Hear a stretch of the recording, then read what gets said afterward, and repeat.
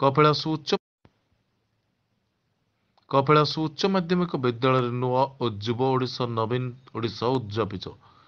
ଗଣ୍ଡିଆ 25/12/2023 ନୂଆ ଓଡ଼ିଆ ଯୁବ ଓଡ଼ିଶା ନବୀନ ଓଡ଼ିଶା କାର୍ଯ୍ୟକ୍ରମ ପରିପ୍ରେକ୍ଷୀରେ ଆଜି ଗଣ୍ଡିଆ ସ୍ଥିତ କପିଳାସ ଉଚ୍ଚ ମାଧ୍ୟମିକ ବିଦ୍ୟାଳୟଠାରେ ଉଦ୍ଯାପନୀ କାର୍ଯ୍ୟକ୍ରମ ଅନୁଷ୍ଠିତ ହୋଇଯାଇଛି। ଉକ୍ତ ବିଦ୍ୟାଳୟର ନୋଡାଲ ଅଫିସର ଅଧ୍ୟାପକ ଗୋଲେକ ଚନ୍ଦ୍ର ନାୟକଙ୍କ ପ୍ରତ୍ୟକ୍ଷ ତତ୍ତ୍ୱାବଧାନରେ ଏହି କାର୍ଯ୍ୟ ପରିଚାଳିତ ହୋଇଥିଲା। ଏଥିରେ କ୍ରୀଡ଼ା, ସାଂସ୍କୃତିକ ଓ ସାମାଜିକ ସଚେତନତା ଉପରେ ବିଭିନ୍ନ କାର୍ଯ୍ୟକ୍ରମ ଅନୁଷ୍ଠିତ କରାଯାଇଥିଲା।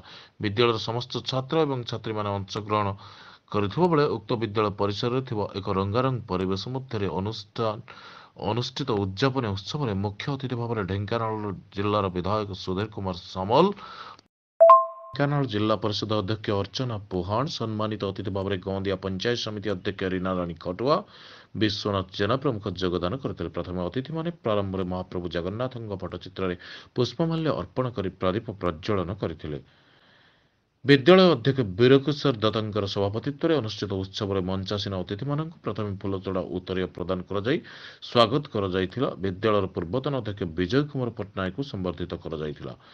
ଅଧ୍ୟାପକ ଗୋଲେକ ଚନ୍ଦ୍ର ନାୟକ ମଞ୍ଚ ପରିଚାଳନା କରିବା ସହିତ ଅତିଥିମାନଙ୍କର ପରିଚୟ ପତ୍ର ପ୍ରଦାନ କରିବା ସହିତ ସ୍ୱାଗତ ଭାଷଣ ପ୍ରଦାନ କଲେ। ସମ୍ମାନିତ ଅତିଥି ଜେନା ନିଜର ମତ ପ୍ରଦାନ କରି ସରକାରଙ୍କର ଏହି ବହୁମୁଖୀ ପ୍ରତିଭା କାର୍ଯ୍ୟକ୍ରମକୁ ପ୍ରଶଂସା କରିବା ସହିତ ଯୁବ ସମାଜ କ୍ଷେତ୍ରରେ ଏକ ମାଇଲ ଖୁଣ୍ଟି ବୋଲି ମଧ୍ୟ ବର୍ଣ୍ଣନା କରିଥିଲେ।